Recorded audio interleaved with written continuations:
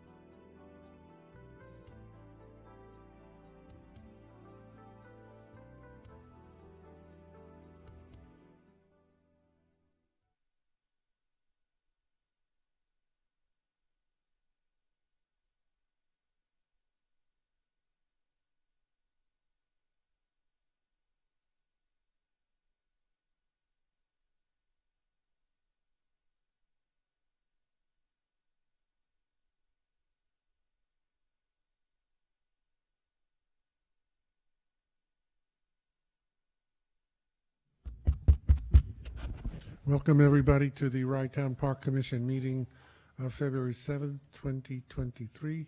Please join me in the Pledge of Allegiance.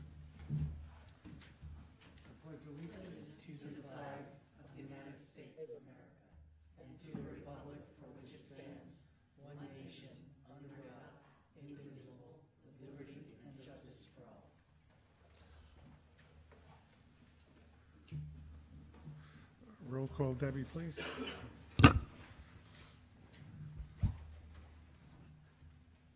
Yes. Commissioner Hurd? Yes, present.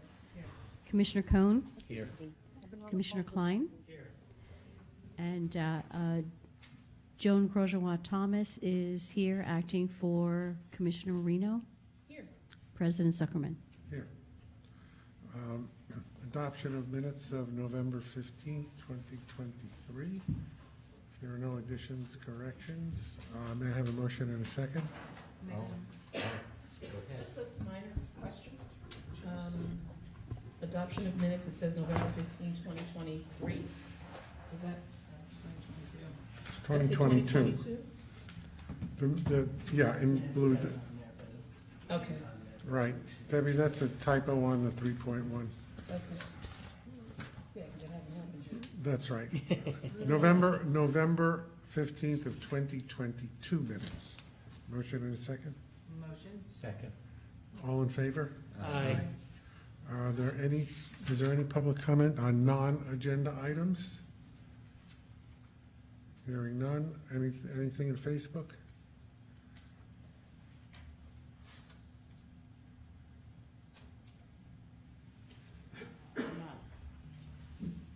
I'm not seeing the feed yet. I'll let you know as soon as I do. Okay. Let's move on to, We're on the agenda, I think. He is? Okay, good, sorry.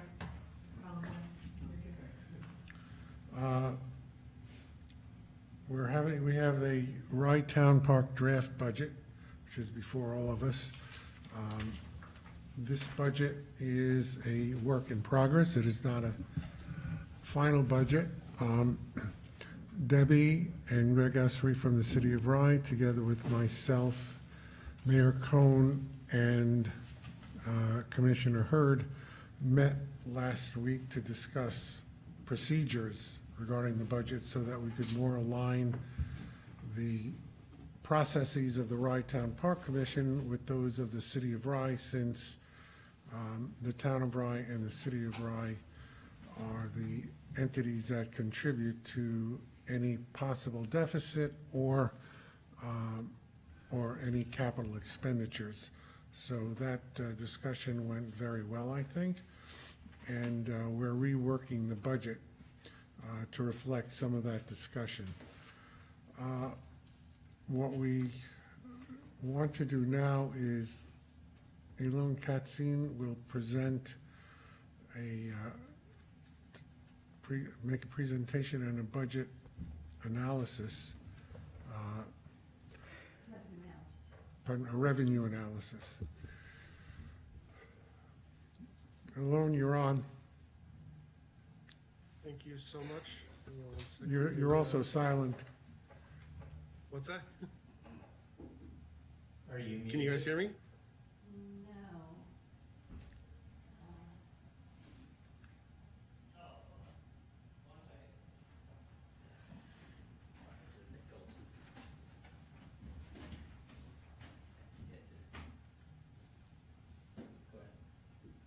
Can you hear me now?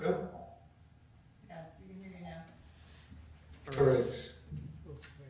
I do hear an echo, so it'll be a little distracting, but I'll make it work.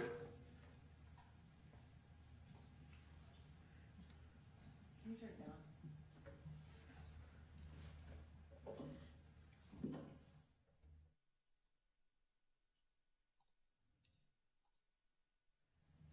Okay, can everyone see the screen?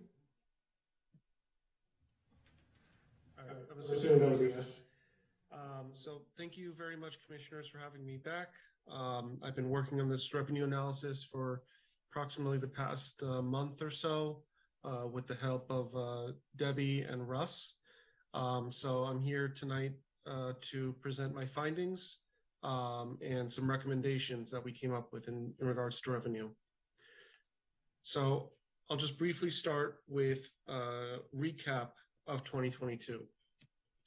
2022 was a bit of an odd year in terms of revenue. The three primary factors that drove what resulted in terms of the revenue was, one, there was a pullback or a further pullback of state and county COVID health restrictions. Two is that Playland was closed for the summer. And three, there was a 7% increase in most of the permit prices. The new data on permit sales after the price change, that's going to go into enhancing our elasticity analysis that resulted in what we formulated for 2023 recommendations. So going one by one, starting with permit sales, the unit sales were down about 8.5%, and the revenue were down about 9%. So I just rounded both to 9% on the slide. Obviously, we did increase the fees for most permits by 7% last year. But the reason why we still saw a decline is because the bigger permits, when I say bigger, I mean in terms of unit sales, the non-resident family permits and the resident family permits went down much more than what the price increase could have carried into this year. Non-resident family permits actually went down 29%, and resident family permits went down 12%. Between those two going down by that much, that was about $42,000 of a decrease. And just understand that was 42,000 permits overall went down 48,000. The biggest reason why there was a decline is because 2021, the year before, was a high for permits. And just from things opening back up, it's likely that a lot of the loss was due to other options for summer recreation being open where it wasn't before. Moving on to beach passes, the unit sales went up 50% and the revenue went up 61%. Again, there's a little bit of a warp going on because the larger increase in the unit sales for the beach were on the more expensive beach passes. So non-resident weekend sales went up 59% in unit sales. Resident holiday actually went up 5.5-fold, literally a 550% increase for the resident holiday beach passes. Non-resident holiday went up 85%. And meanwhile, the less expensive beach passes, mostly the weekday beach passes, only went up about 25%. So because of that, with the more expensive beach passes going up at a faster rate, we have a bigger revenue bump as compared to unit sales, 61% versus 50%. And then the last one is a lot more simpler. Parking passes, the unit sales went up 18%, revenue went up about 19%. So a little bit of warping there, but overall, it's simpler to say that everything with parking went up 19% from 2021. So going into the 2023 revenue outlook, these numbers listed here are for the permits, including open water swim, the beach passes, and the parking passes, if we don't do anything in terms of the fees.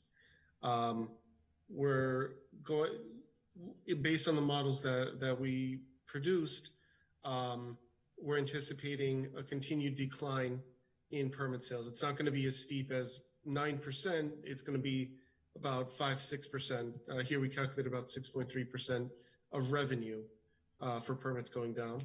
Beach will also go down to 330,000. That is based on 2021 numbers. 2021, the park made 331,000 in beach revenue. So we're estimating that it's going to go back to the 2021 level. And same thing with parking. Parking made about $241,000 in 2021, so we're estimating it's going to go back down to there. So now going into our recommendations. For the permit recommendations, we're factoring in a 10% increase to most permit prices. This is accounting for yet another year of inflation, reaching approximately 7% over the past 12 months, the same place as we were a year ago. We did build in a little bit extra because we wanted to try and balance out the need for additional revenues, given that costs are increasing. We also have, as part of this recommendation, a $10 increase for resident seniors. Currently, they've been paying $30 for the season, and that's been the same price point for about 5 years. And then no proposed increase to open water swim permits. Based on that slide, the previous slide where we were, if we don't increase revenue, putting these 3 recommendations in, we'll see an additional $52,000. So overall permit revenue will be at $495, and that includes open water swim. Beach pass recommendations. So I'll start with the recommendations on the right side, the bullet points. The recommendations are a $10 increase for the non-resident beach passes. That's holiday, weekend, and weekday. And no increase for resident beach passes. The estimated revenue increase compared to if we don't do anything is we're going to see an additional $129,000. That's an increase of 38%. And total beach revenue at that point would be $459,000. And I wanted to put this graph up. This is non-resident weekday beach pass elasticity. Currently, the non-resident weekday beach pass is $10, and the recommendation is that goes up to $20. The graph here is based on a formula that uses a negative 13% elasticity. So essentially, for every 10% increase, for every 10% increase to the price, the unit sales goes down about 13%. I should also point out that while it would be great to increase prices by more than $10 based on this graph,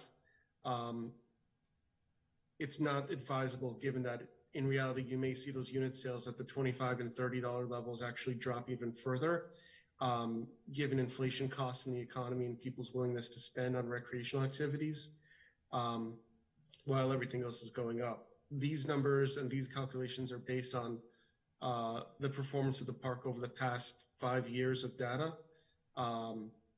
And a lot of these are based on the formulas we used before COVID, just because that's the bulk of the analysis that we had previously.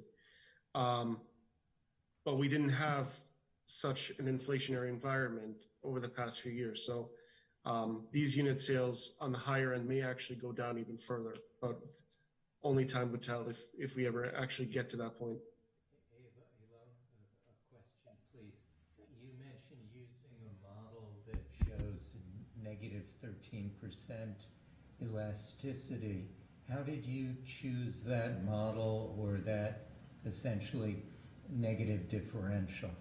Is that based on the data from the last 5 years, or was that arbitrary or some other basis? Sure, that's a good question. So that was based on the price point that we were back in 2019, which I forgot I forgot how much we were charging at that point. But I think Beach Pass at that point may have been done based on when you come in. Using the price point back in 2019 versus what we were showing it was going to look like in 2020, and also based on some industry research, looking at how parking rates are affected by price increases, looking at how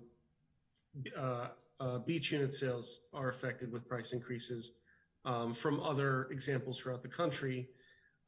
That's where I formulated that, and then plugging in what the actual performance has been over the past few years versus that 2019 price point. we came up with the 13%. So while it may not show exactly where we were in 2019 on this graph, that's because we're in a different environment than 2019, but the math still applies in terms of that 13%.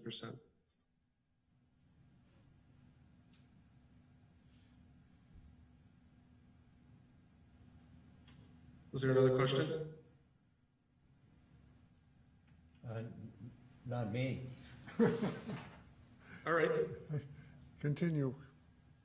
So the parking recommendation. So again, just starting with the bullet points.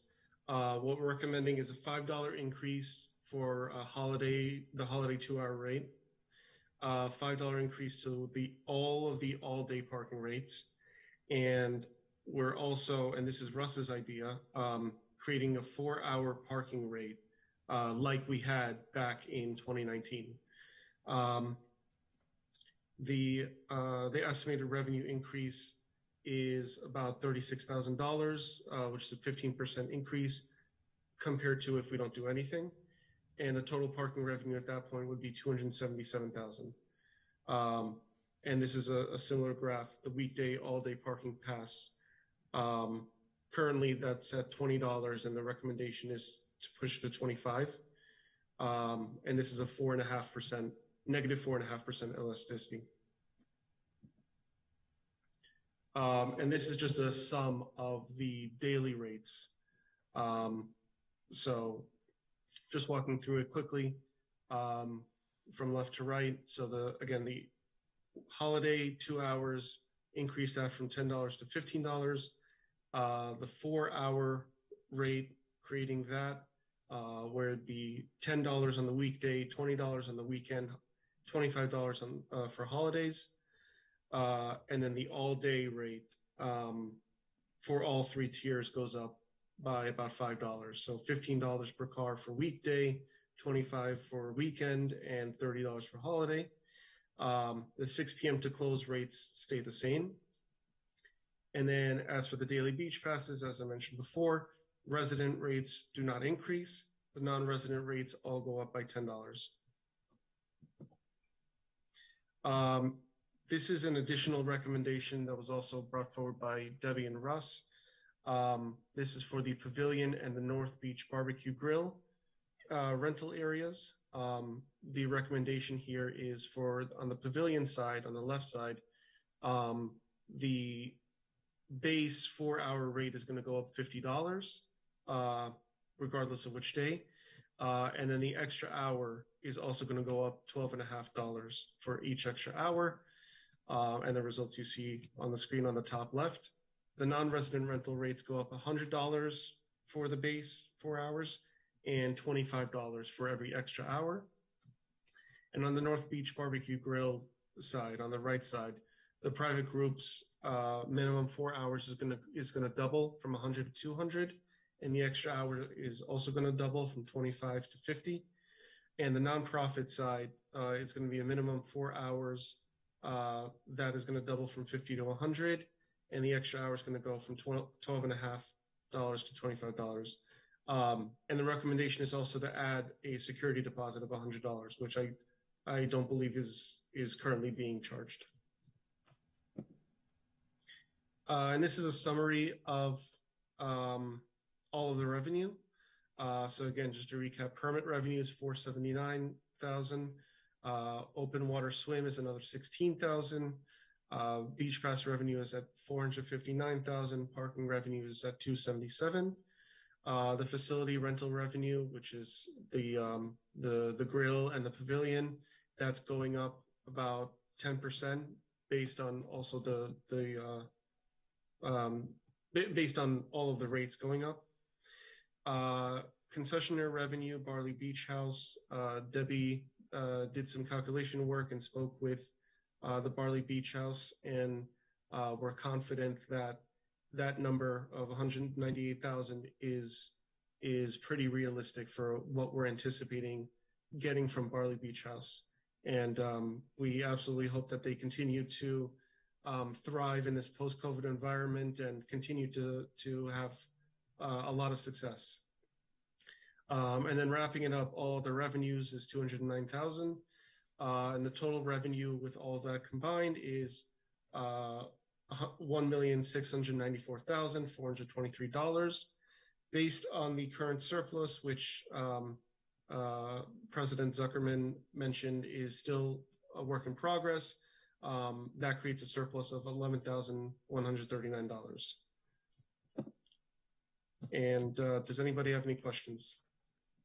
Elon, what is the other revenue for 209,000? The other revenue is made up of several things: grant income, donations, I think events. Debbie might be able to respond better to that. It'll be the kayak concession, facility rentals, we've got that in there. And then the miscellaneous things like film permits and insurance settlements, if there are those. We are expecting from FEMA a direct administrative cost reimbursement from Superstorm Sandy of $49,000. We're expecting basically the same thing from Tropical Storm Ida for 30,000 about. So all of that is in revenue. And those monies we've already expended, so it becomes in past years. Yeah, that's For the direct reimbursement. administrative costs, correct. Right, right. Yes. And witness the Sandy delay in FEMA money coming in, but we're assuming that we're going to get IDA money on a prompter basis than our Sandy experience. We were notified that the file was closed, and we have just received in the last week, 2 weeks, a check from FEMA for $300,000 for Superstorm Sandy. I have not yet had a chance to tie that out with what we think is owed. I'm not sure if the direct administrative costs is in that sum or if it's, I'm expecting an additional check. I have to check. Understood and appreciated. My concern is really focused on including an assumption with respect to receipt of IDA money in our budget this year. That is, I know from RISE experience that FEMA is colossally slow in paying.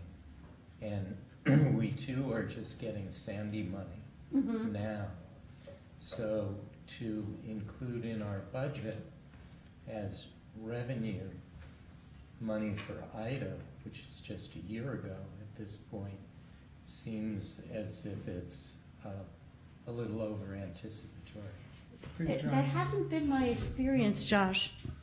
I'm sorry to interrupt you. I think that they're operating much more quickly on IDA. We've already gotten, I had sent a chart to the commissioners. We've already gotten the funds obligated, and I think we have some of the money in already from IDA. We've got almost all of the project money Right. from IDA already, but what's called CAT Z, which is the direct administrative costs, we don't have that yet, but they're working very quickly. I do expect it this year, in 2023. Hope so. One can always hope. And Alona referred to grant income. Is there other grant money that we are taking in as? Well, some of the FEMA reimbursement from Tropical Storm Sandy is for reimbursing us for workforce labor, so that would go into operating. Right. And also the COVID. Oh, thank you very much. Right, our COVID grant submission as well would be operating revenue. Oh, okay. I don't think that's a grant in a classical sense. That's some sort of COVID reimbursement program. Right. Okay. What would do you have something else you'd rather call it? If whatever the Whatever the accountants say. Yeah, or whatever the program name is, but I don't think, I mean, a grant is something typically you apply for and it's discretionary, and maybe you get it, maybe you don't, and there's a match, and. Yeah, you're right, so, And so on. right, FEMA is slightly a horse of a different color. If I may make a suggestion, you could possibly include it as a line and just call it intergovernmental revenue. That's a good idea. I like that. As long as there's a label attached to the dollar figure, and we get it. Is that it, Elon? Yeah. Do you have more for us? That is, I do have other scenarios, that's really just more optional in case the commission wants to look at playing with the rates. I have those numbers ready, but it's really up to the commission whether they want to go in the direction of the recommendations in front of them, or they want to adjust any of the recommendations. Well, from my understanding of previous discussions, some of the recommendations would result in a deficit budget. Am I correct? Yes, that's correct. We don't want to hear about those.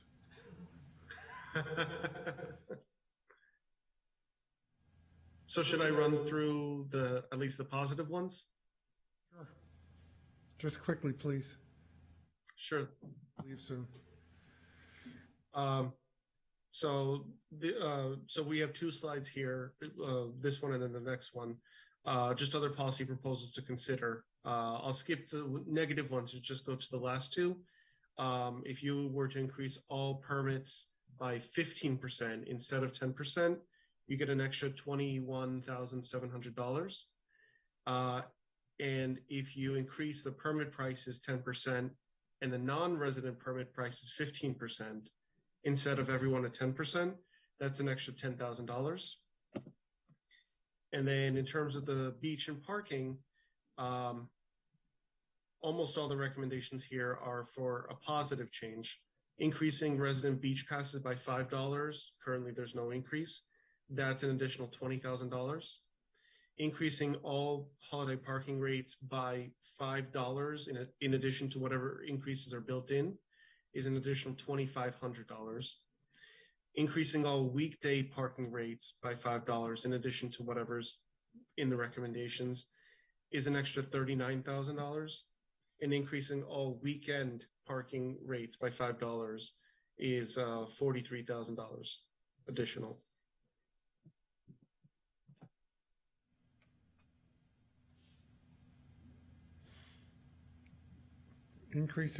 My feeling is that increasing those rates, we already charge really high rates, and to increase them further, I think exacerbates the situation even worse. And we're showing a small operating profit as we are. So, I mean, I feel comfortable with that. And full disclosure, I've been discussing this with Debbie and Elon over the last couple of weeks as to which way to go, because the original, we could show a large budget, but those daily rates would be astronomical. And I think, increasing the permit rates as well, I think they're already pretty high. They're already going up substantially. So I think that we should go with what that recommendation is. Yeah, I mean, I think it wasn't too many years ago that we had a conversation about trying to make the beach free. And so I think if we're able to have a surplus budget and not increase any further, I think we should stay there. There are a lot of assumptions. I don't have the comparison in front of me, so it's hard to, but the $209,000 in additional revenue does seem like a lot. I hope that all comes in. And the pavilion rentals, I don't know, I don't know what that is compared to past years. Was it 277 you had for that? Yeah. Rentals, they were, oh, you mean the total, Yeah, what did we make last year? Facility rentals last year was about 48,000. Oh, okay, sorry, it's 55, I was looking at parking revenue, okay. So 48 up to 55, and that's a result of the increased, fees. That's right.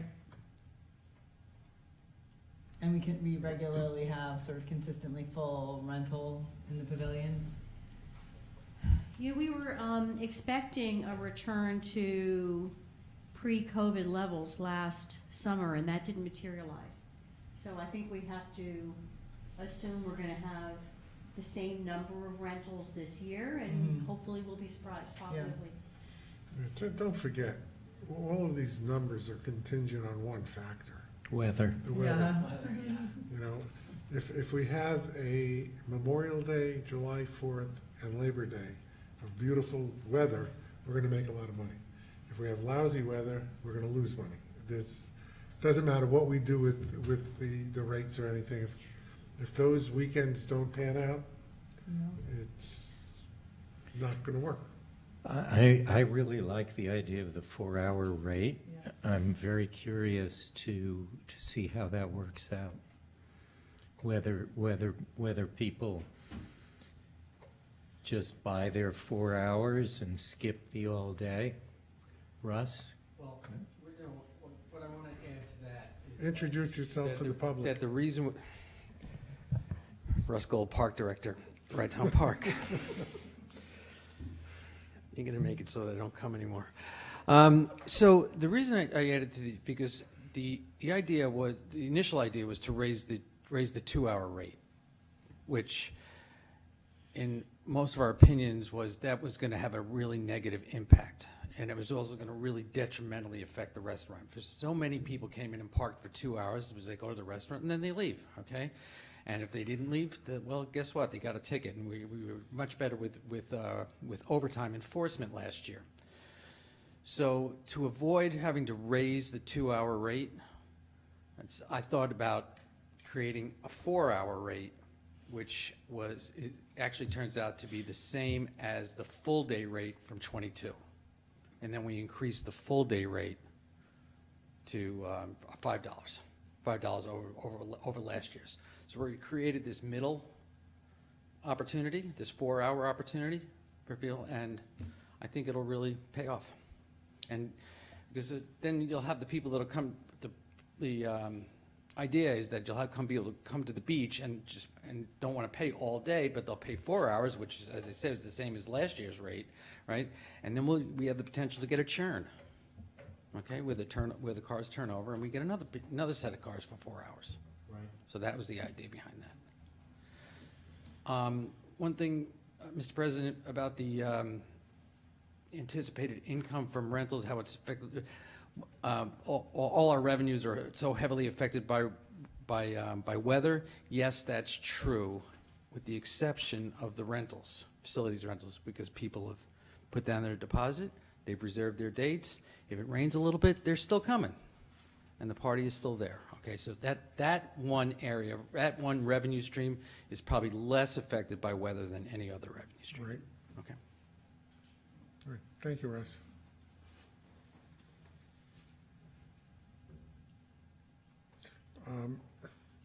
We've just been dealing with the revenue side because we know when we get into the expense side, we're dealing with an inflationary economy. We're dealing with increased labor costs, which we can't really control that much. We have to have the labor. And for example, we know that Playland is hiring lifeguards at $18 an hour, and we have to at least match that. I think what were we at, $16.50?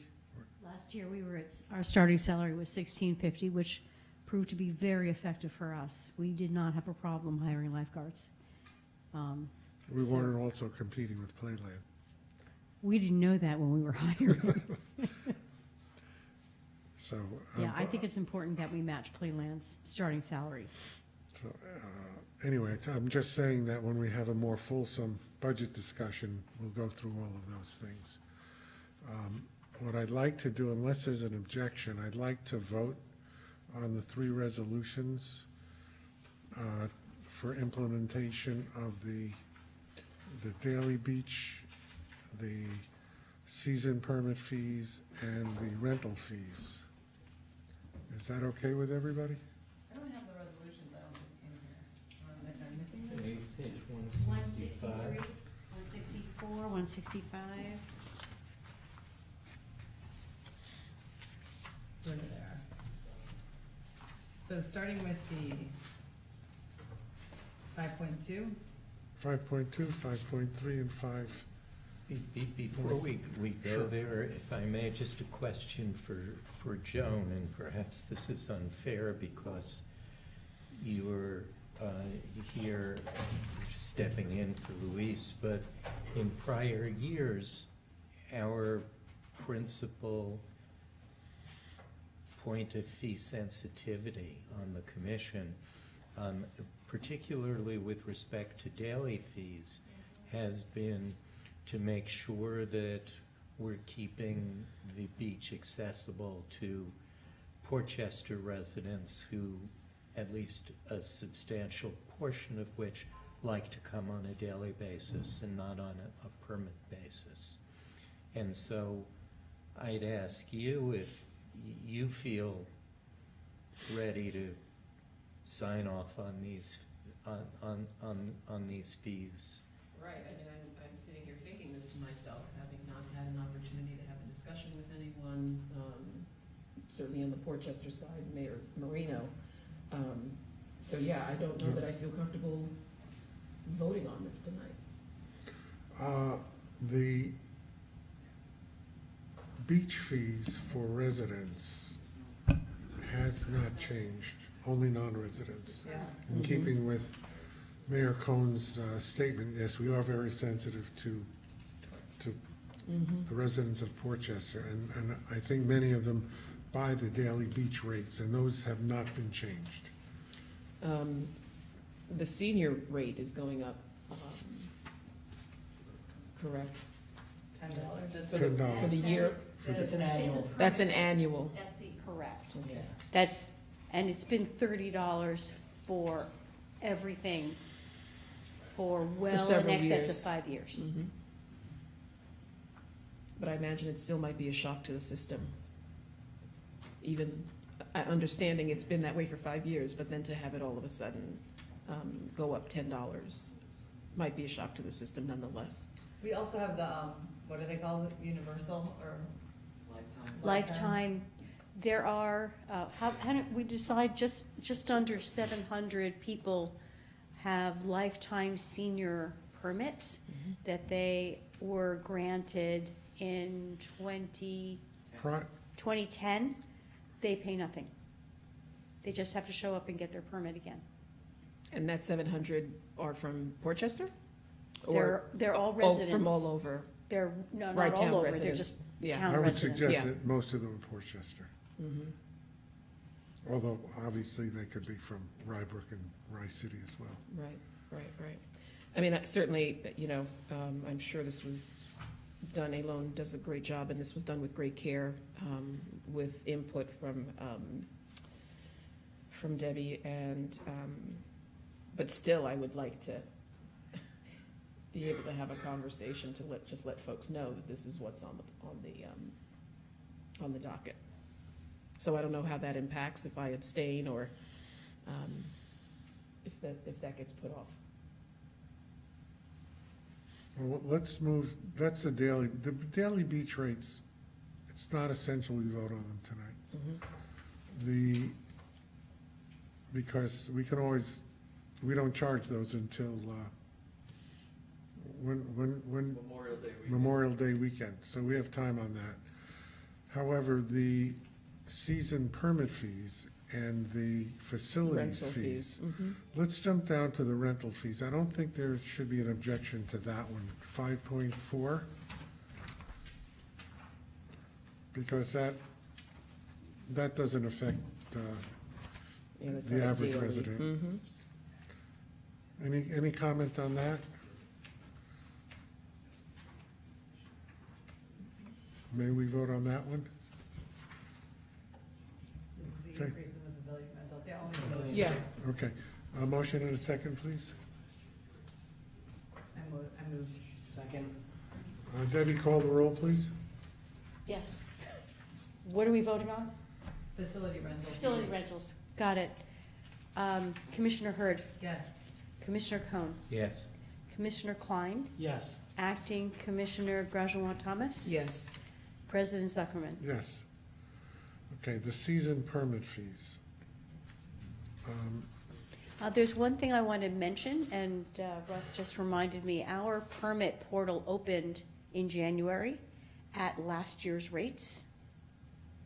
So if you don't vote today, we will be selling permits at last year's rates until the commission decides to increase it.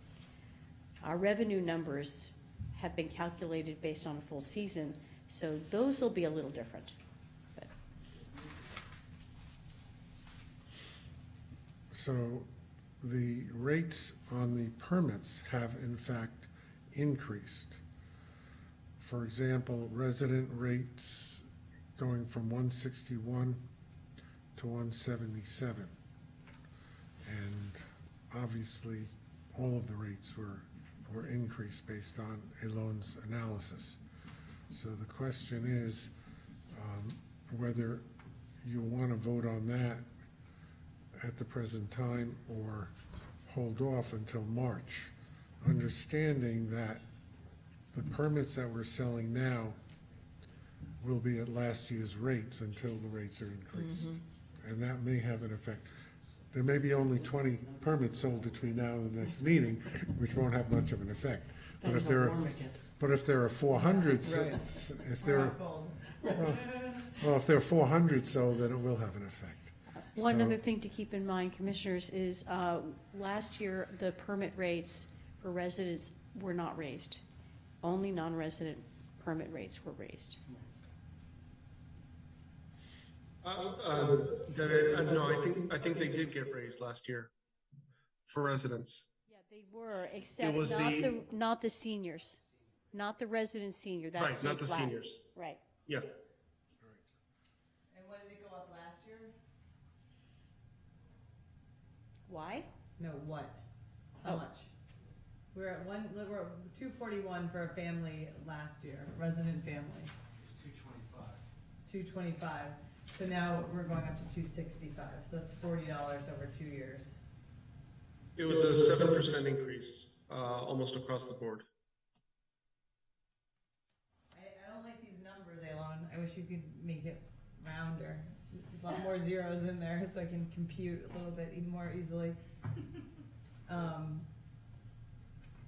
we have a decision to make. Obviously, the $11,000 surplus is based on these numbers.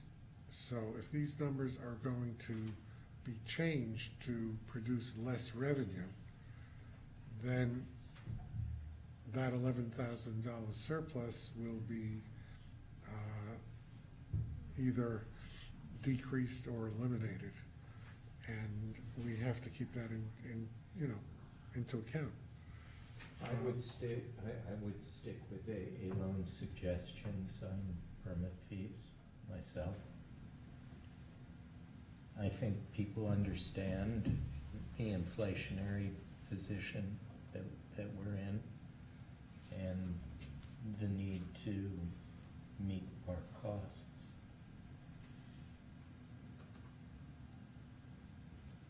Yeah, I would agree that it's,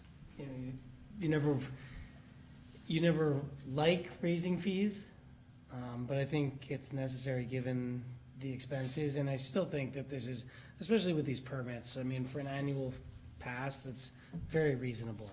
And I think you may even get, with the other fees potentially going up, the parking, you may end up getting more people moving over to permits, anyway, so. I mean, but our goal has always been to incentivize people buying permits, right? Right. And I'm just curious, I have no idea, you've done the analysis, but if we think that the permit sales will We actually think they're gonna drop this year. We anticipate that the unit sales will drop a little bit. They've been coming down steadily since that high water mark of COVID summer. Yeah. I think the incentive is still there. I think I guess, you know, you would know better what kind of the break-even point is, how many times and how many people. So for a family of 4, you know, how many times going on daily Right. fees, where's that break-even point where it makes more sense to buy the permit? And given the numbers I'm seeing here, it's probably not that much. I think the incentive still probably exists, would be my guess. You know, if you're only gonna go once or twice, you're not gonna buy a permit. If you're gonna go 4 or 5 times in a summer, it makes a lot more sense to buy the permit. Well, particularly if you've got kids. Well, Yeah. kids are always free anyway, so. If you don't buy a permit, if you don't buy a permit, you're rolling the dice. What if we have another great weather summer? Where all of a sudden you say, oh, the kids wanna go to the beach, or the family wants to go to the beach, every week, at least Right. once a week. So then once you've decided not to buy a permit, then you're stuck with the daily rates. Now, then maybe they go somewhere else, maybe they won't, again, it's very difficult to tell. And this is where the weather comes into play. So it's nice if we get the permit money, because then we kind of get it up front. Yeah, I think that's one of the arguments to get the permits out there, is to get the money in the bank. Once the summer starts, it pays for us to actually stop selling permits. Don't we stop selling permits at some point? Yeah, mid-July. July. So Well, to be perfectly honest, the permit office closes.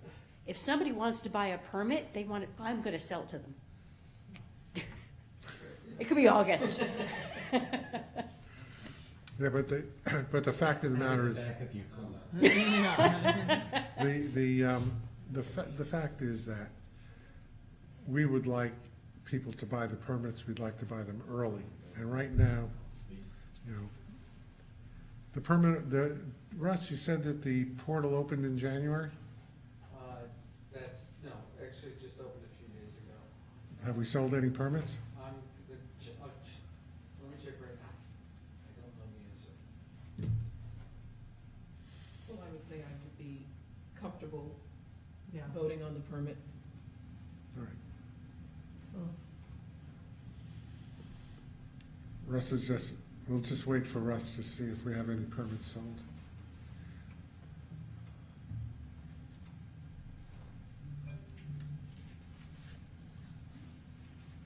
We probably certainly will have some sold though by next meeting. Everybody's starting to think about summer plans. All right. Well, while Russ could pipe in, may I have a motion and a second? Motion. Second. Debbie, call the roll, please. Commissioner Hurd, Yes. Commissioner Cohn, Yes. Commissioner Klein, Yes. Acting Commissioner Grosjean-Thomas, Yes. President Zuckerman. Yes.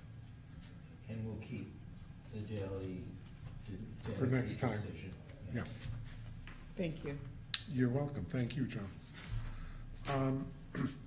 Item 5.5, authorizing the commission to engage the Pond Lake Connection for the 2023 season. We've discussed this previously.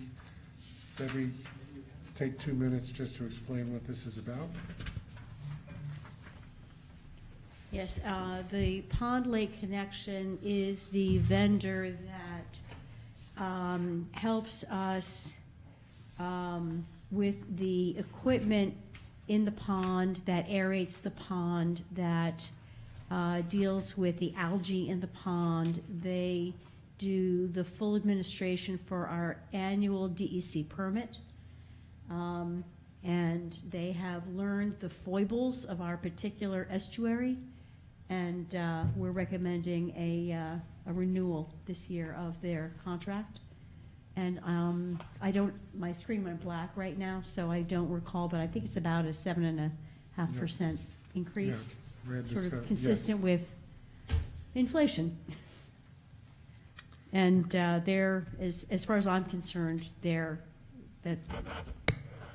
know They've particular. been doing this for a long time. Didn't Bill Lawyer introduce us to them You know, the first? Friends of Rytown Park engaged them when, right after the pond was renovated, Okay, and they've been with us ever since.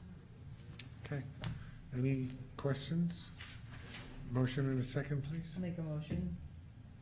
Second. Call the roll, please, Deb.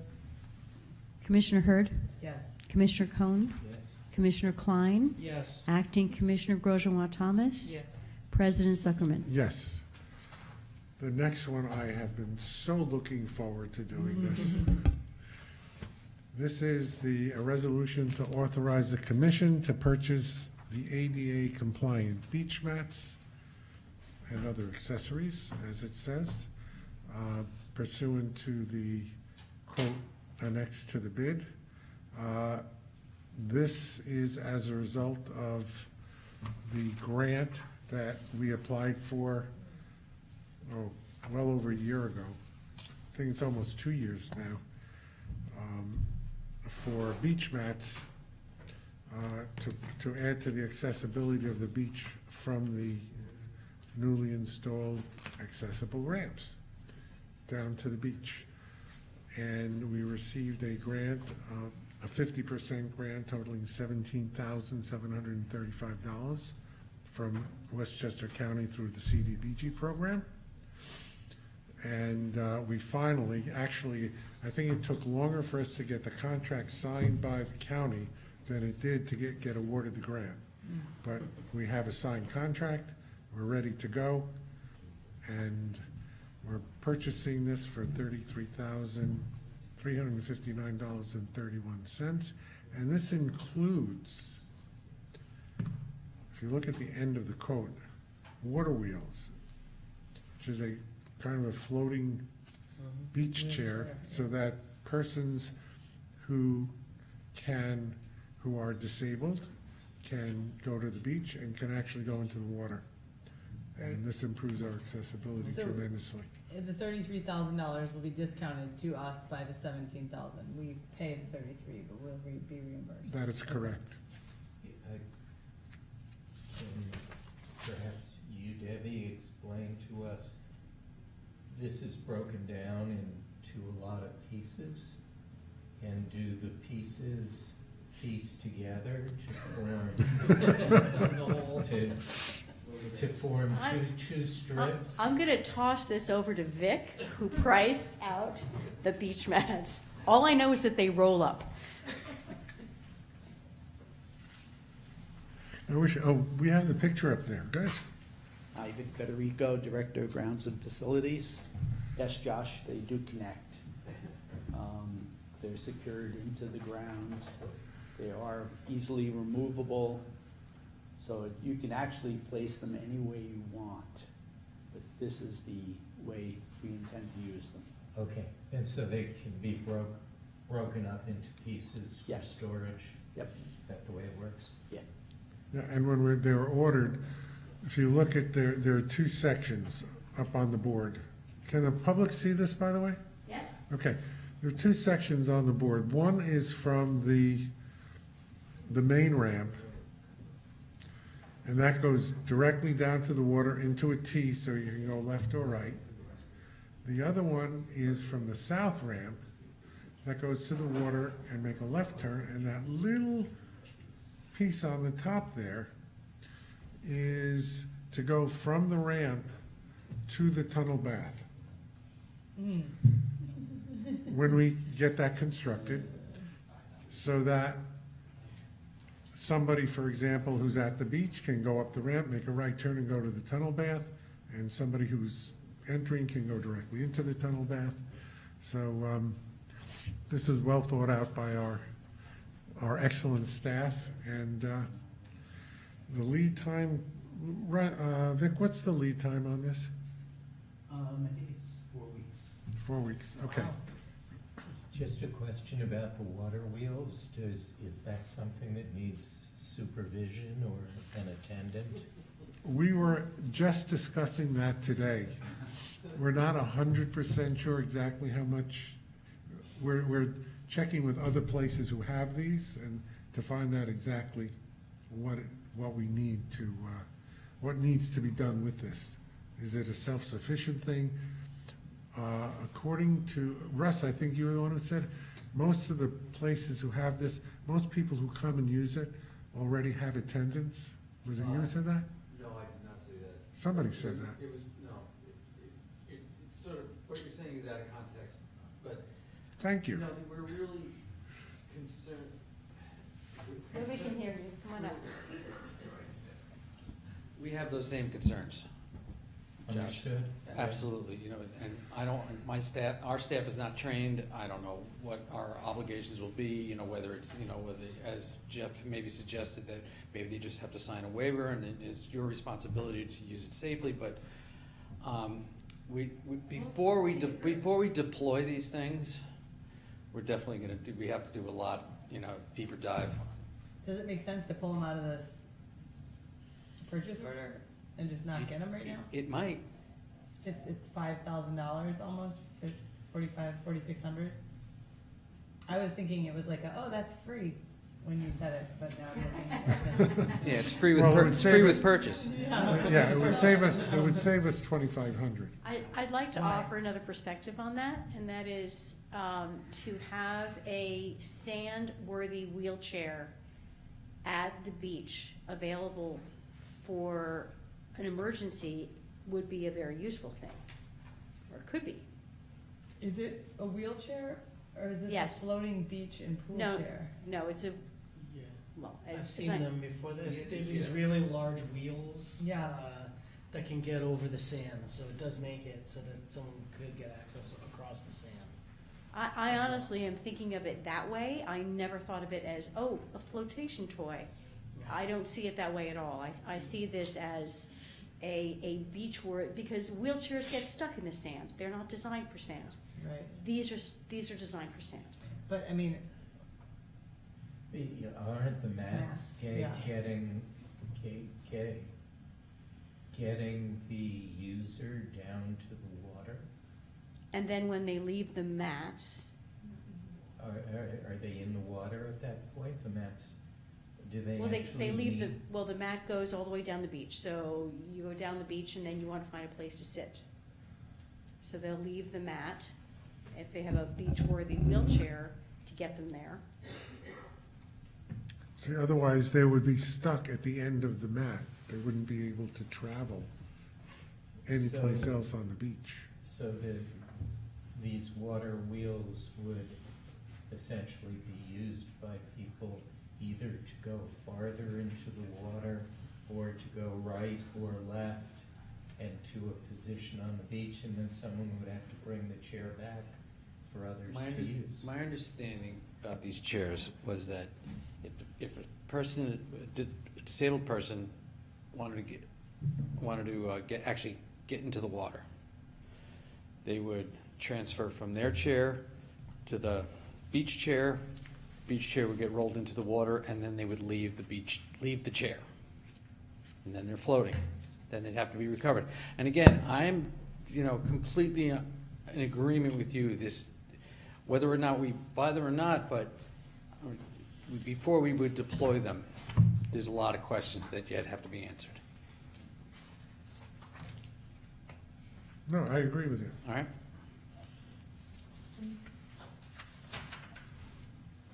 do we start with one and see how it goes? Well, certainly we want to order the mats. That's the only thing that has to be assembled and put in. We could talk to the company and see if, we could order the beach chair at a later date. Is the 17,000 a 50% match or is it a $17,000 grant? It's allegedly a 50% match because that's the estimate we sent in. Debbie had a conversation with planning today, relate that about in case It's been in a previous conversation. It wasn't today, but the. We had a conversation today. Right, the planning department has taken into account the fact that the grant awards were several years and a considerable amount of inflation ago, Yeah. and they're making good on the 50-50 match. Got it. course, if we reduce what we're buying by the cost of a wheelchair or two, then we'll be closer to that original number. That was my question. Yeah, oh, wow. Not what I was imagining. I do remember pushing the stroller through the sand and just wanting to go nuts. Well, you know, Sweating, I've screaming. most of the time when I go to the beach, Yeah. just in the side, I often see, you know, we think of accessibility as people in wheelchairs or Yeah. walkers. More often, the person who needs accessibility is a young family pushing a carriage or a stroller. And I've seen families, especially when you have 2 or 3 children, where the mother would be hauling a wagon filled with all the toys Yeah. and dragging it through Yeah, the well, the sand. mats will be a huge help. So I think this is the you know, the biggest effect will be on young families with children who have carriages and strollers and wagons and Yeah. things like that. Okay, I have to leave in 4 minutes All right. to talk about dogs. Okay, can I have a motion and a second on this, please? What do we do with the water wheels? Well, we're approving the whole contract, so we can make that determination after Russ does his investigation. That works for me. Motion and a second, please. So moved. Second. Call the roll, please, Deb. Commissioner Hurd, Yes. Commissioner Cohn, Yes. Commissioner Klein, Yes. Acting Commissioner Grosjean Thomas, Yes. President Zuckerman. Yes. Emily has to leave, so I'm going to ask that we bring the discussion of the off-leash dog policy up before the Barley Beach House. I'm sorry, Chris. I'm sorry. Okay? Drink the juice though, I'm really happy about it. Which one? The aquatic sports Oh, right, licensing, sports. Yeah, that- licensing. Yeah, you want to stay, or you Can want we to do that? pass with 4? We can do it before, if we We have can do time. it with 4? Okay. I'm happy to You- pass that one real quickly. All right. This is the sports licensing agreement for the, say canoes, they're Kayaks. kayaks. They did great last year, right? And they have done well in the past couple of years. They did great, and their operating results were roughly equal to the year before, so I think they've hit a stable place. This is the last year of a renewal.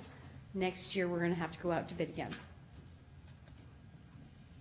Do the rates stay the same because it's a renewal? His rates are actually going up a little bit. They're detailed in the resolution.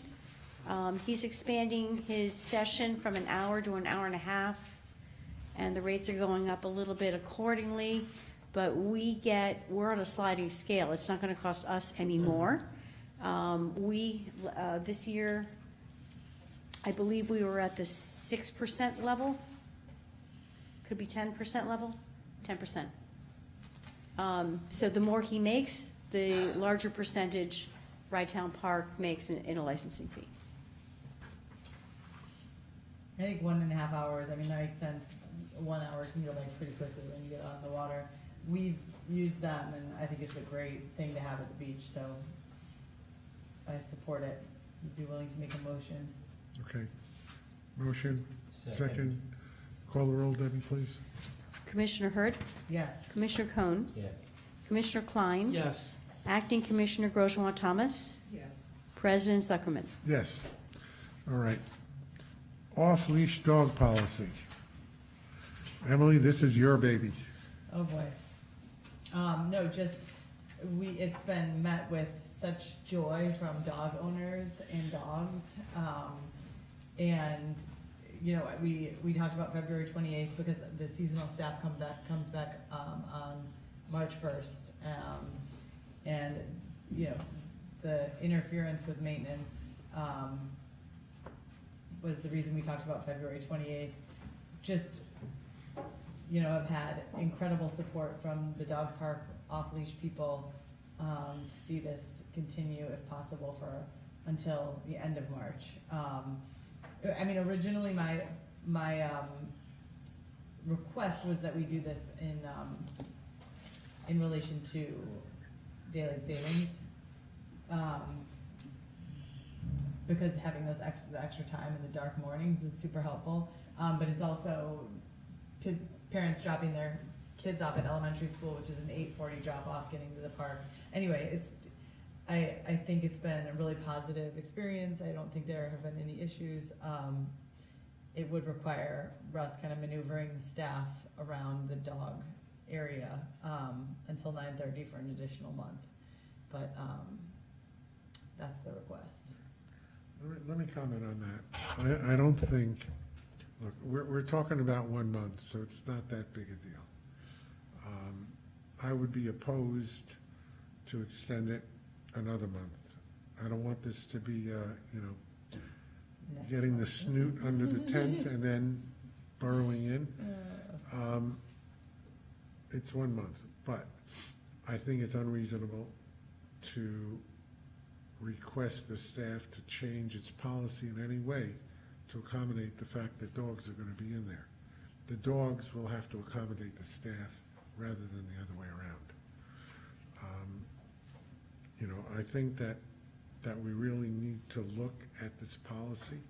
I understand that those patrons who like to run their dogs find it a very good and positive experience.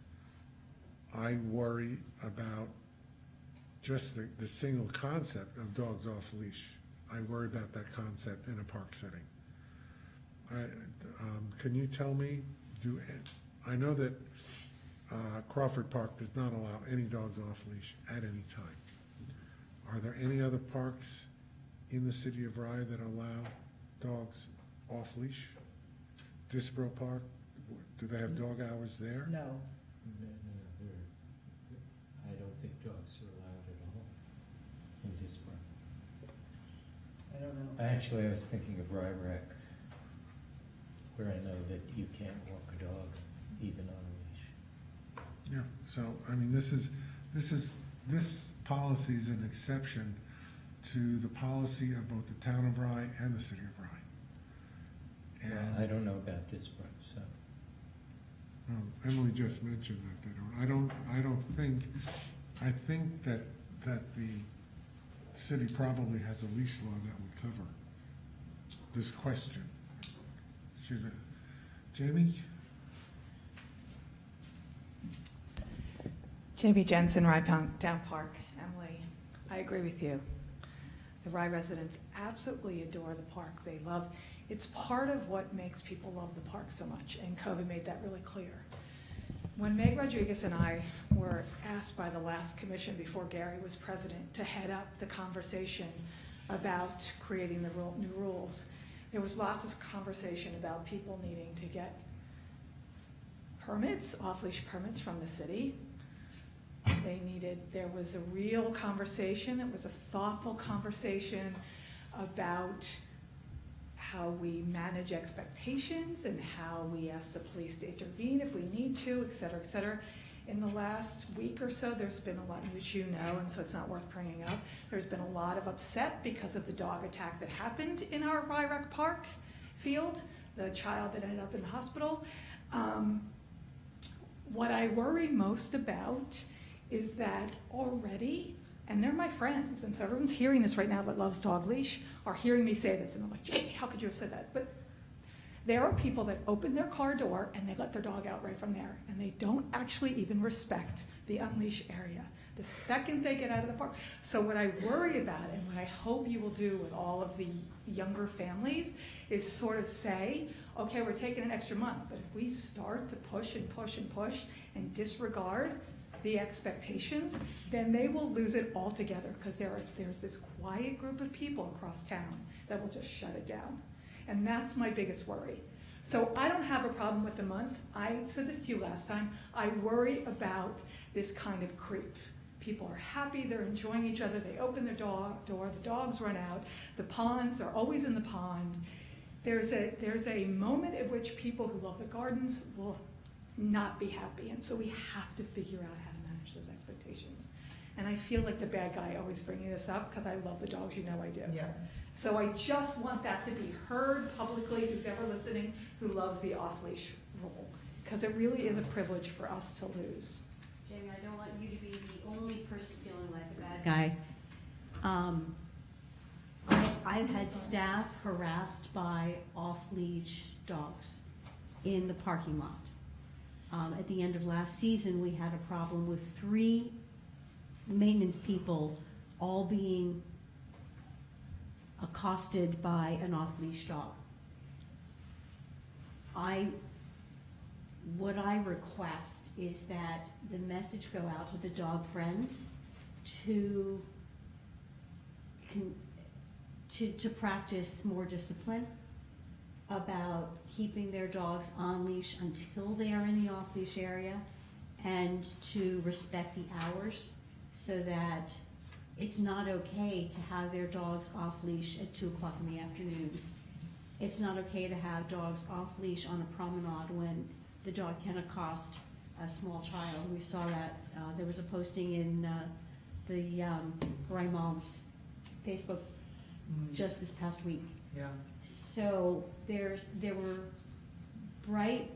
a bright framework around dogs off leash, and if the message could go out to the dog friends to remember what those guidelines are, I think it will make everything easier to work with. So I guess, am I being asked to be a messenger? Yes. I don't know if I'm willing to take that on. I think we've got a comment from the public. Yes. I can ask you to be a messenger. Member of the public. Yes, I'd be happy to be a messenger. State your name, My name is please. John Elson. I'm a resident of Rye, and I've been bringing my dog to the park for the last 2.5 years, along with everyone else in the world. We bought a dog during COVID. There are many, many dogs in the community. There always have been, but there are a lot more now. So a lot of people, are going to the dog park with their dogs, and I guess the park. Excuse me, what you said was interesting, because I saw an email using that term. It is not a dog park. Right. No, I stand corrected. It is a park that between 6 and 9 and 9:30 right now is used heavily by dog owners and very much loved and appreciated. And, Emily put it very well. I mean, there are nuances to this that I wasn't prepared to sort of get into or address, but I just wanted to speak on behalf of many, many people in the park who I talk to in the mornings, and I've been going most every morning for the last 2.5 years, who have found this extended half hour. It's been very popular and very much appreciated, and been a very positive experience, as Emily said. So I wanted to convey that and just share that with you. Primarily for the reason that I believe Emily first brought this to the commission, which is that a lot of parents with young children, drop their kids at school and then can still get to the park, which is very important for the dogs, and there are a lot of them, to be able to get real exercise, socialize, and for the dog owners as well, because especially during COVID, but even still, it's been a very lovely experience to be able to socialize in such a beautiful setting, and I think brings it, like for me personally, and I think for a lot of people, a whole new appreciation of the park. I've been in Rye 22 years. I raised my kids in Rye. They all learned how to walk in the Rye Town Park. But, I appreciate the park in a very new and different way now. Spending every morning there, you really get to, experience it. So I think a lot of people feel the same way. So, on behalf of the many, many people who I talk to in the park, this extra half hour has been a wonderful thing. And, how that correlates with maintenance and maintenance workers.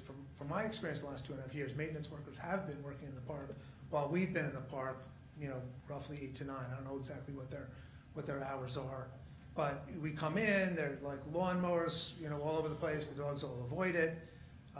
They even did a massive drainage project, I believe, of some sort in the park last summer, and the dogs all avoided that.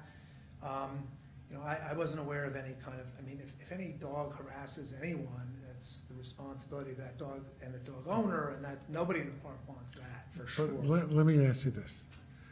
You've heard some of the statements. You're a dog owner, dog lover, dog walker. How would you address your fellow walkers who break the rules?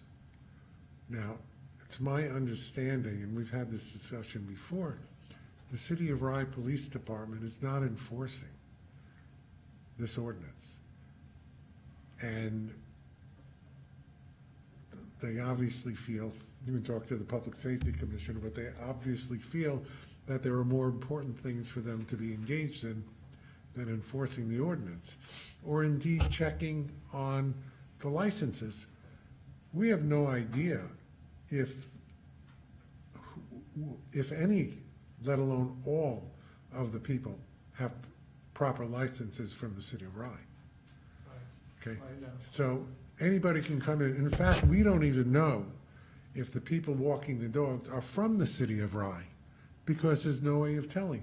They could be coming in from Harrison, Mamaroneck, Yonkers, or wherever they want to be. They happen to be driving by the park and they say, I'm going to let my dog run. We don't have any enforcement. And that's a problem that I see from a management perspective. Right. And I'm sure Jeff, as our attorney, Jeff, you can comment on the liability if anything happens in the park.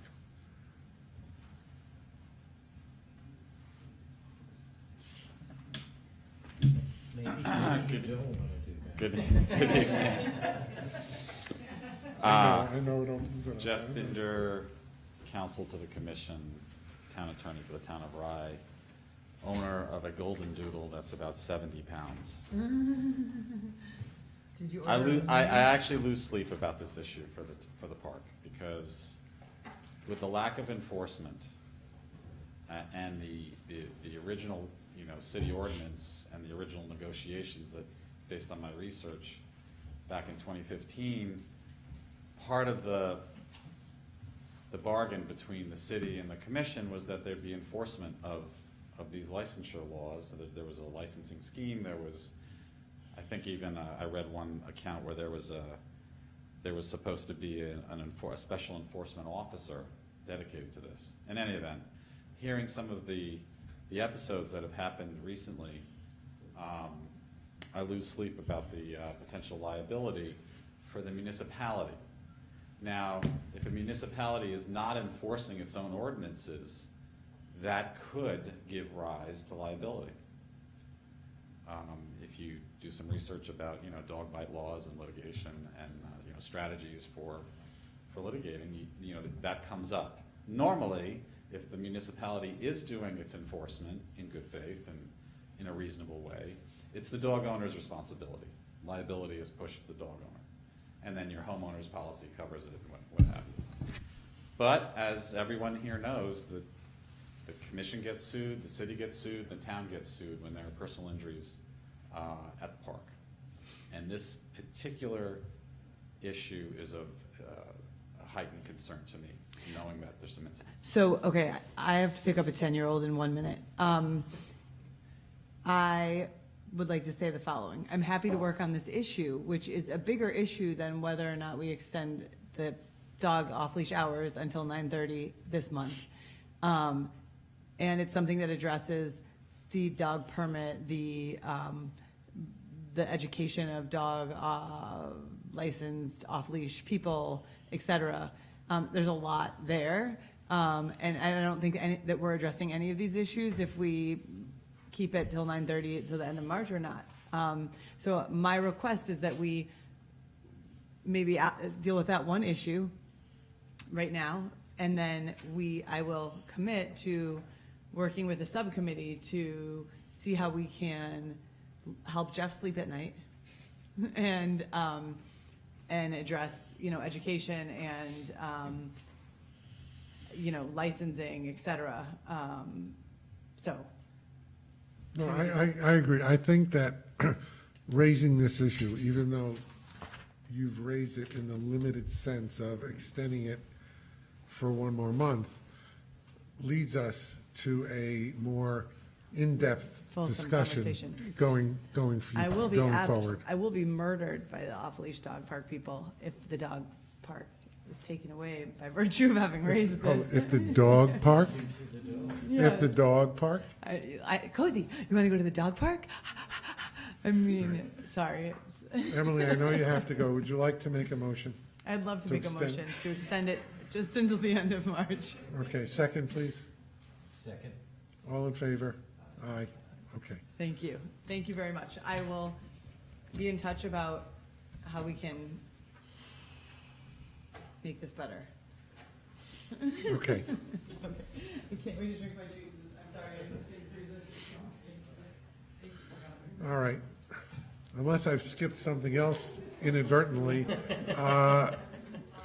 presentation from the Barley Beach House.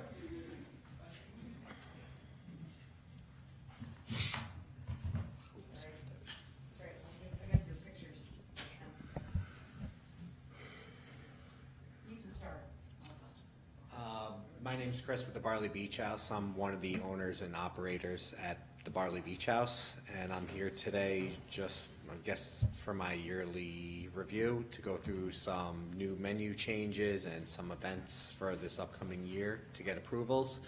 In addition, to talk about the Northgate that's been unoperational for the past several years that will be opening up this season.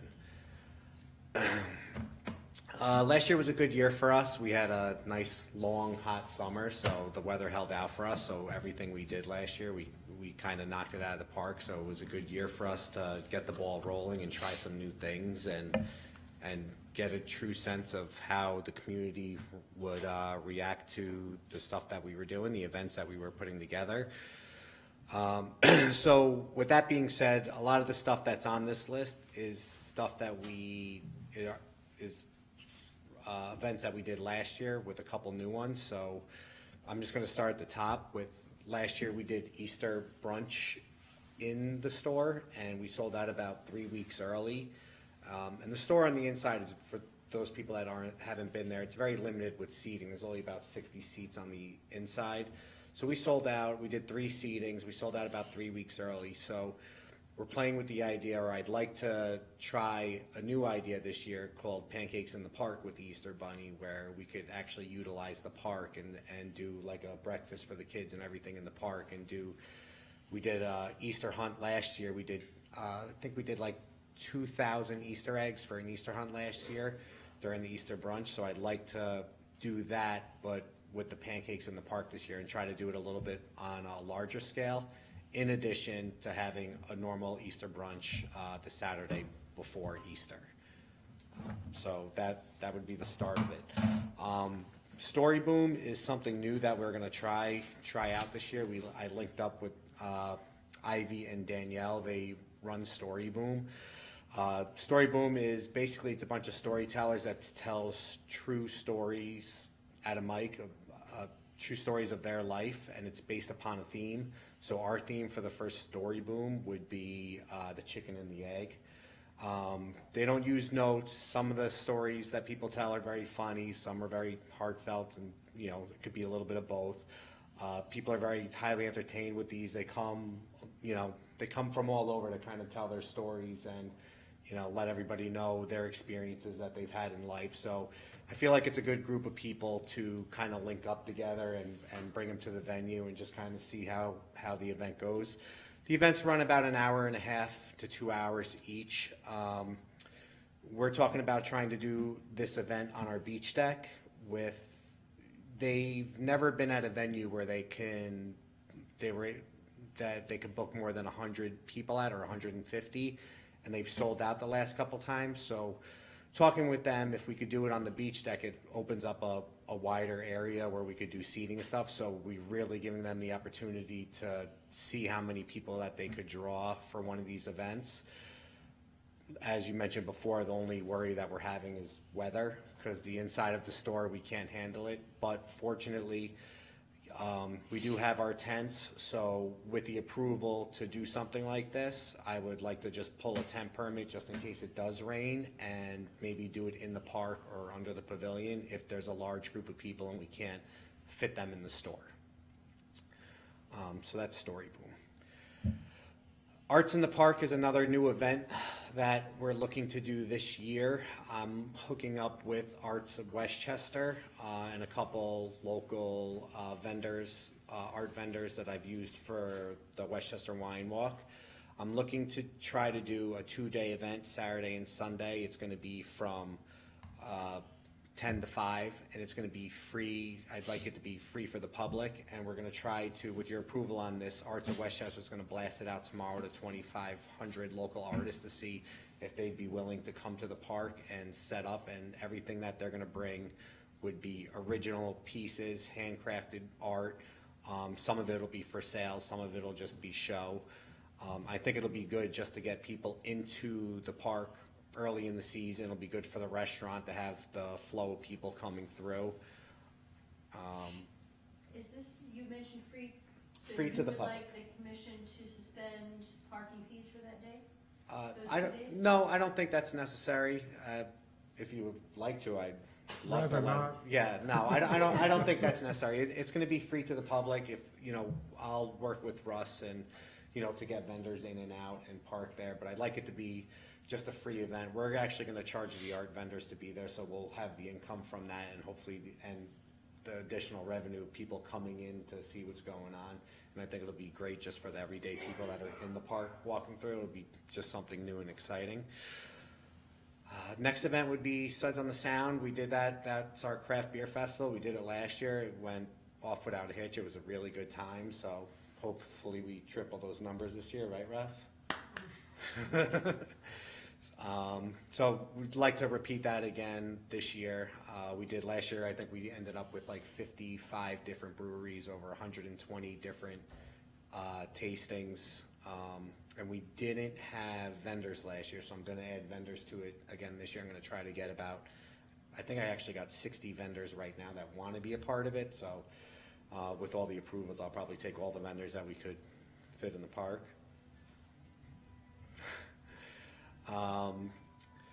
The North Gate, we are calling it Juicy's Pizza Cafe or Juice Bar. We're still playing a little bit with the ideas and everything, but you guys do have a menu here. I gave it to Debbie. I'm not sure how to change this. Yeah, the timing was perfect. Yep.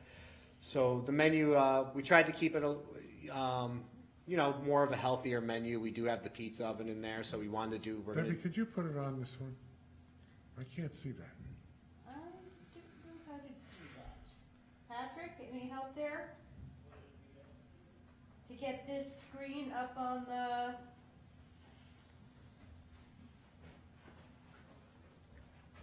What, can't see? he wants it, do I have a menu? I don't know if I got, to get that, yeah, that image. Oh, well, okay. Up on that one. Is this the menu? There's two for this. Some people don't know how to do stuff. Right. This one and this one.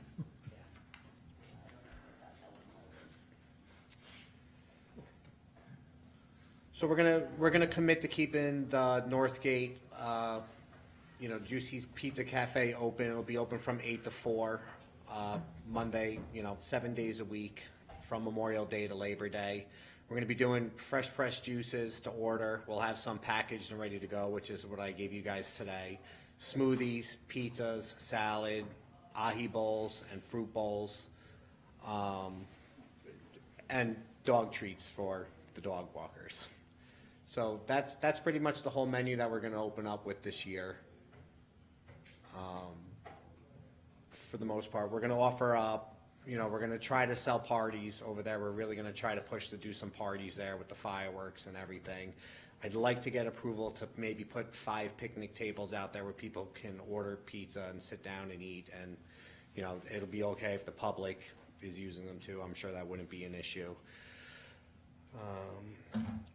So that would be the North Gate.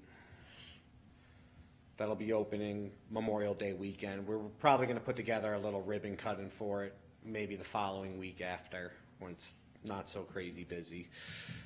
The FDNY 343 charity ride, we did it last year. I think we raised just under $8,000 for the charity. It was for wounded vets that needed help purchasing wheelchairs. I'd like to do that event again, but I found out today that they might not be riding anymore, so I will probably be looking to find another charity. So I'm going to hold the date for now until further notice, but if anybody does have another charity that they might like to bring to us, we'd like to, consider it and put it together. Summer kickoff party was, we did it last year. It was another free party for the public. We just had a bunch of entertainment. We had some Hawaiian dancers that did luau style dance on the beach and some fire twirlers. We did 2 shows. We called it our sponsorship kickoff party, where we had all our sponsors there giving away some free swag to anybody who came to the restaurant or that was on the beach. So we'll like to do that again.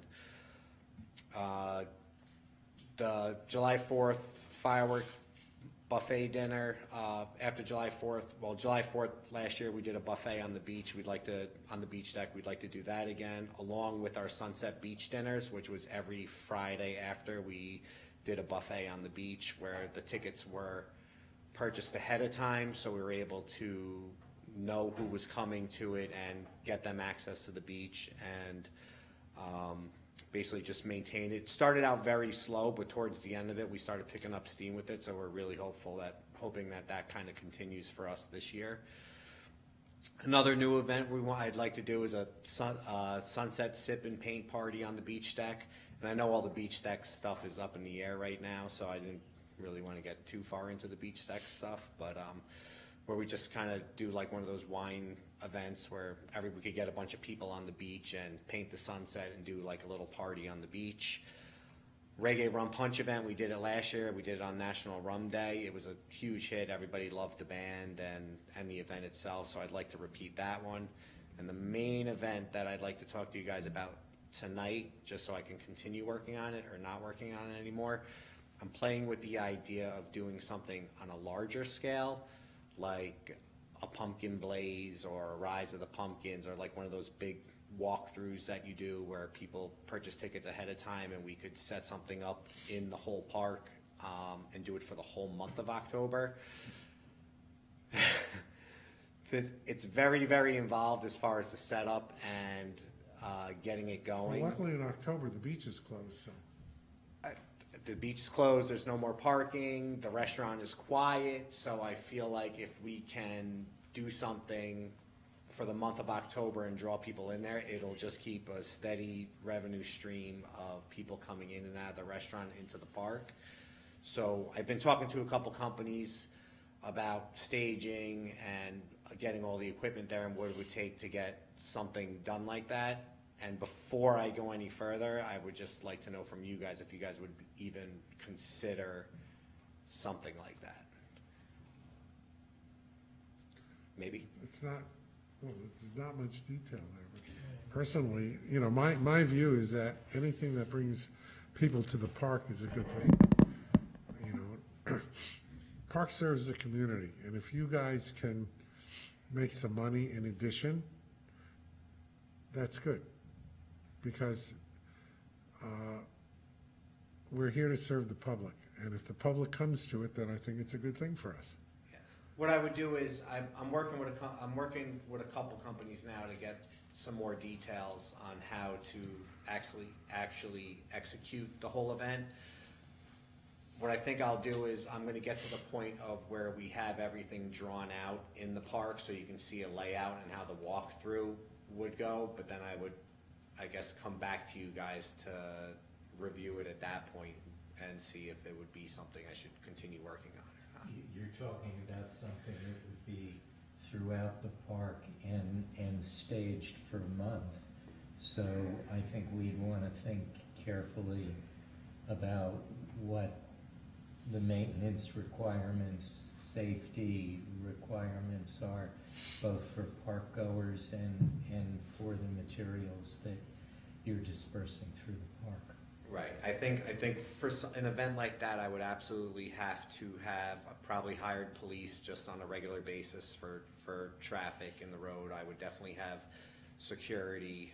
As far as the layout and all the stuff that goes along with it, it would all have to be engineered. So it'd be drawn out, engineered, there'd be electrical engineers and construction companies building the layout of whatever we design. When do you think you would be able to come before us with something more detailed? I was trying to have something today, but I've talked to several different people about it and a couple companies, and just getting to the point of getting them to take the work and get it going seems to be difficult in itself, which is why I figured let me ask today and to see if you guys would even be interested in me continuing to have this conversation, because it could be a lot of people, and it could be a lot of people that come to something like this. I mean, I've talked to, from the people that I've talked to that are currently doing it and the companies that are doing it, it could be anywhere between 75,000 people and 125,000 people in a month, which is a huge number. I think we have to be really clear about the hours of operation and the impact on the neighborhood. Right. I wouldn't want to see you get too far along without engaging the City of Rye manager and Public Safety Commissioner in a conversation to make sure that they are working with you on sculpting this event. Yeah. Okay. And that all the questions that Josh raised are answered. All good questions. Let me just throw another on for us, not for Chris. That is, we've got a beautiful passive park.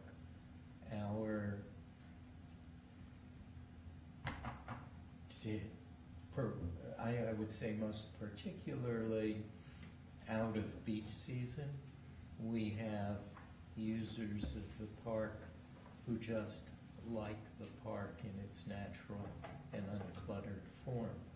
So if we're thinking about having a ton of people, and I can't say I fully understand the concept, but a lot of stuff distributed through the park, we may be making the park an alien place for our core constituency. Where would these people park? Well, it's all about timing, right? So if we did 75,000 people in the month of October and we're charging $65, $75 a head for it, the hours probably would be from 5 o'clock to 9 o'clock, so 4 hours. We're talking about 2,500 people an hour. So it's a walkthrough. You literally walk through and then you get in your car and you leave. So, and just like any event that we do, you could always park at Playland. Where else have there been this There's kind like of event? there's the Blaze in what is it, the Sleepy Hollow? Yeah, Sleepy Hollow. There's like they did a Harry Potter one this year up in Yorktown. I think they did like 150,000 people in a month and a half. The Blaze is in Croton. There's Rise of the Jack-O-Lantern, I think is in Rockland. There's So other people have done this. This has been a successful thing. Yeah, I talked to the guy who did it over at Playland previously, and to see what he was doing over there, and his numbers were up there.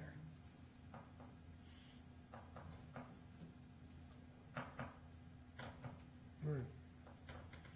I think So we I'll should get a little consider further it. on it. I'll get a little further on it, and then we'll go from there with it. The only last thing on my agenda is the uniforms and everything are pretty much going to stay the same. And then the menu. Did you have the other menu up on here, Debbie? Is there, Everything that I think you need? thought I had this on there too. I don't know if I've got that. Let's see. You could just hand it around. Okay.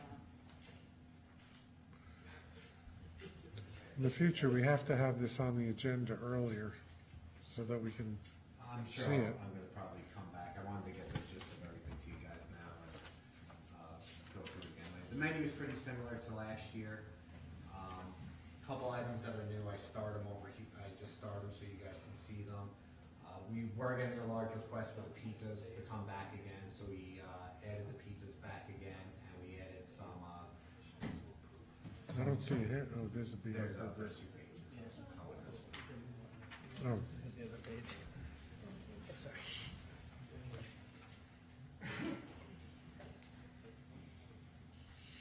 We don't, I mean, for the menu stuff, you guys will just kind of keep me posted on it, I guess, if there's anything. this way.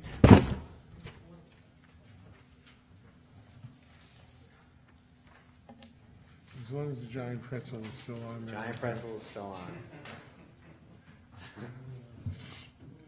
To me, you can't go wrong if you have a hamburger, pizza, and, you know, some fish stuff, you're good. That's it. We're doing a little bit more fish stuff this year. We added a couple boils to the menu because people were asking for the boil, so we did a boil, 2 boils. We're doing a crawfish boil and a seafood boil with lobster tails and stuff.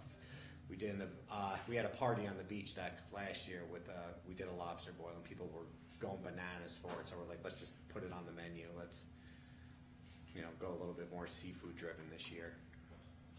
Seafood on the beach, how strange a concept. That's it. I mean, that's Thanks for all the creativity.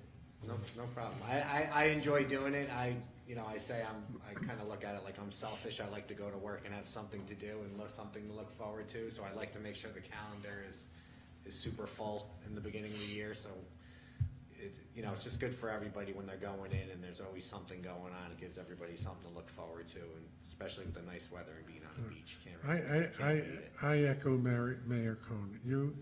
Your creativity is really terrific. Thank you. You know, and it's really refreshing that compared to what used to be in the park, the previous number of restaurants, you know, you're using the whole park, not just the interior, and you're getting people. I mean, that's, when you get people to the park, especially local people, to come to the park, I think it's great. We still haven't figured out how to get them there in the winter yet, but I'm pretty sure after this year we'll have that part figured out. But thank you. Yeah, it's been a fun journey up until this point. It's been a lot of uphill and roller coaster ride, but it's enjoyable. I can't complain Good. when I go to work. All right. Thank you, Chris. Thank you. For the juice. No problem.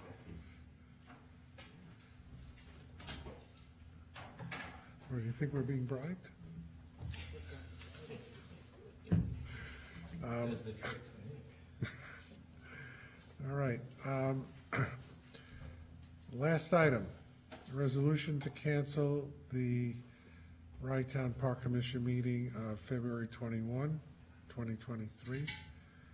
May I have a motion and a second, please? Motion. All in favor? Aye. Okay, motion to adjourn. Motion. Second. All in favor? Aye. Motion carries. We are adjourned until March the 21st.